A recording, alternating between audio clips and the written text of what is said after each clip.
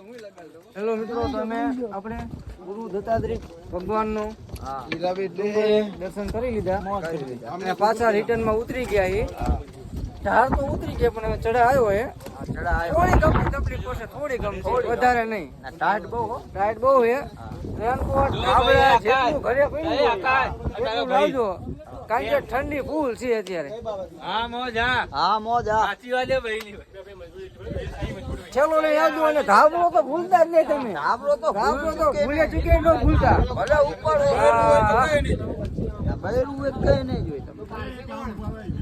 જોઈ લો આ નજારો. શું યાર નજારો હે. અને તમે આવો તો ધાબળા ને રેનકોટ નો ભૂલતા. ધાબળો તો લાવજો જ ને કોટે લાવજો, કારણ કે ઠંડી જેવી છે ચોમાસામાં. બીમાર પડવાની 100% શક્યતા છે. બમરો થઈ જાય એટલે ધ્યાન રાખીને આવવાનું.